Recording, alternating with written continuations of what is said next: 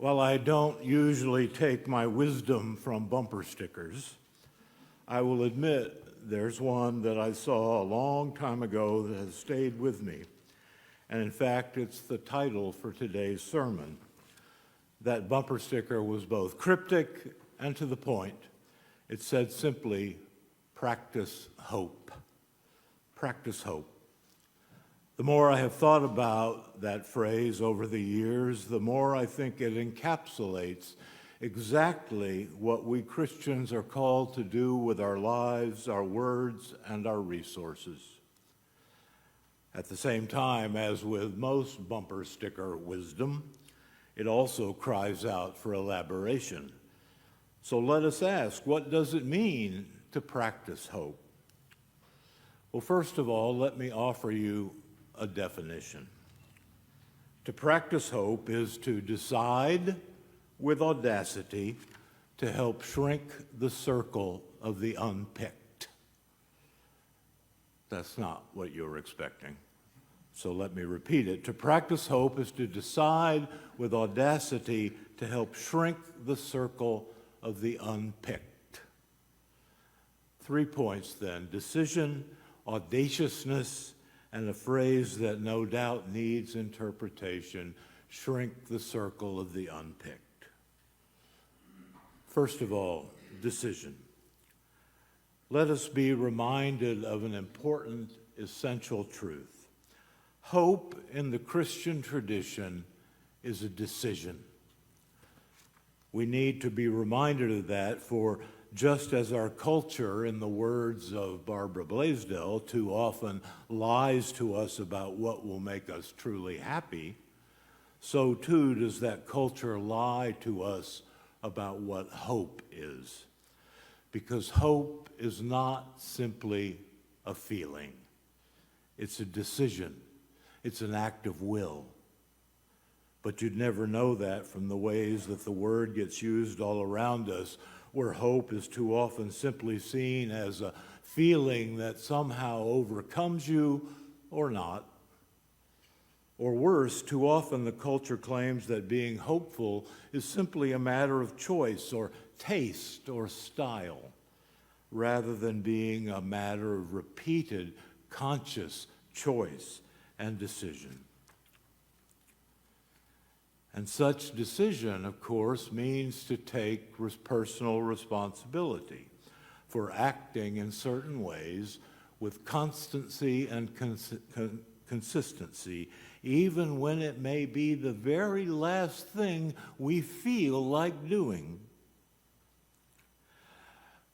When our son Andrew was in the second grade, he came home with a report card on which he had been marked down for not taking responsibility for his actions.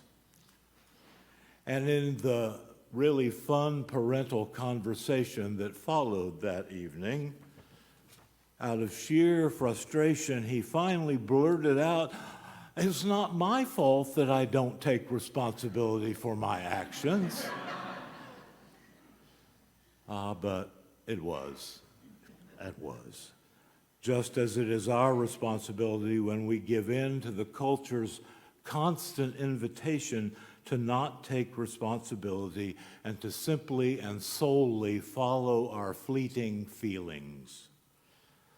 So if we're to practice hope, we must decide that we will indeed be hopeful people and that we will indeed do hope-filled things, even when we don't feel like it. But even that isn't enough yet to get at what it means to practice hope, for there is that second characteristic of practicing hope that is required, and that is audaciousness. To talk about audaciousness, let me tell you a story. In 1869, John Wesley Powell led an expedition to map the Grand Canyon. At the time, it was completely unknown territory to the white settlers coming west. No one knew whether the Colorado River's half-mile drop in elevation from the mouth of the Grand Canyon at Lee's Ferry to its exit at the Virgin River Gorge was in a series of runnable rapids or one spectacular waterfall that would dash everyone to their deaths. No white settler anyway, knew. Now today, of course, hundreds of people run the Grand Canyon in what is almost luxury. Outfitters have gourmet meals prepared each evening for life on the river. Life jacket technology makes drowning a slim possibility, and boats are designed for the very conditions that they will encounter. But in 1869, there was none of that. Just 4 misdesigned boats, 24 men, none of whom had any river running experience, and only a handful of whom could actually swim. The audacity of the whole enterprise is boggling. But I want to focus on just one small story from that trip. About a month or so into their journey, Powell and one of his companions decided to climb to the rim of the Grand Canyon from the sandbar where they were camped. And so they began ascending the 1,000-plus vertical feet. Now, as challenging as that would be for any of us, for Powell it was especially so, for, you see, he had only one arm. The other had been shot off in a terrible wound in the Civil War and had been amputated. And so having climbed almost to the top of the rim, Powell found himself stuck. His companion had already reached the top, but Powell was stuck a couple of feet below the rim, hanging on dearly to an outcropping in a dead-end crevasse. He couldn't go up, he couldn't go down. He was well and truly stuck, 1,000 feet above certain death and 2 feet below safety. What happened? Well, his companion above him, clad only in his by now tattered shoes and his long johns, removed his long johns, swung them over the precipice at the same time that the one-armed Powell let go of the only link he had to the earth in order to grab on to the not very savory long johns, and his companion, now naked in the desert sunshine, hauled him up to safety. I love that story. I'm amazed by that story. It is so fantastic. It displays such ingenuity. It shows such a knack for using the materials that are at hand to do what needs to be done. And it's so embarrassing and undignified. It's truly audacious. But the result was very good. We too are called to audacity. We too are called to ingenuity. We too are called to audaciously use what we have, our hearts and our minds and our passions and our creativity, our time and our talent and the contents of our wallets. We too are called to audaciously use the materials we have available to help haul up someone higher who is stuck. We're not called to be, as one preacher put it, folks who are passionate about moderation. No, the good and healing news that we know is too important to a hurting and hungry world for us to ever be moderate in our message. We're called to practice hope by deciding to act with audacity indeed, using all of the tools and all the materials around us to do what God is calling us to do. But do what? Remember the definition I offered? To practice hope is to decide with audacity to help shrink the circle of the unpicked. During the Jurassic era in which I attended middle school, gym classes were a little different than they are now. I never enjoyed gym. It was something to be endured. I was never very coordinated, and things that came easily to others didn't come to me at all. And the thing I absolutely hated most in gym was when the coach would appoint two captains who were almost never the wussy guys like me, but always the big macho guys who would then choose up teams for whatever game we were going to play. I remember it so vividly in the way that only middle school memories can hurt, right? I would stand there in the shrinking circle of the unpicked, fidgeting more and more, feeling more and more lost, helpless, hopeless, praying that I would at least not be the last one chosen, wishing I were somewhere, anywhere else, wondering if Scotty might choose to beam me up right now. But sometimes, miraculously, I would be picked near the first. And sometimes, even more miraculously, the coach would make me one of the captains. And then I would often try to make sure that the others in the wuss brigade, who were always picked last, did not have to undergo that humiliation with me. Now, of course, I realized that in my choice of teammates when I was captain, I was fighting myself more than anything else if the point was to win the game. There was a reason that I and the others were picked last. We were really bad. What's the point? It's the same point that Paul makes in what is the very earliest writing in the New Testament that we have, when he commends the Thessalonians for their work of faith and their labor of love and their steadfastness of hope.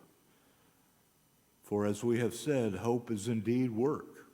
It is indeed decision. It is indeed an act by which we will audaciously reach out and grab onto what can get us unstuck, whatever keeps us mired in fear or resentment or cynicism.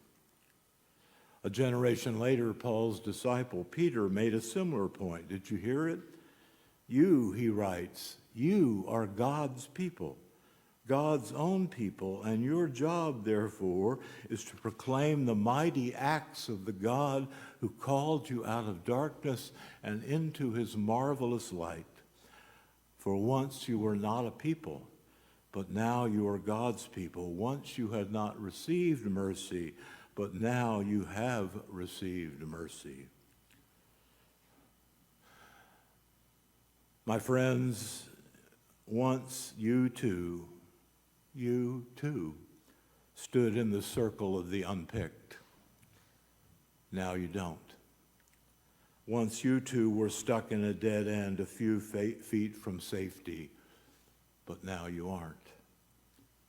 Instead, you are here, in this place, in this community where you have been formed and shaped by those around you who have shown you the gospel, who have picked you up when life was hard, who have thrown you a lifeline, who have believed in you when you could not believe in yourself, and who most importantly, kept on reminding you, telling you, showing to you that you too have received a promise and a purpose from God.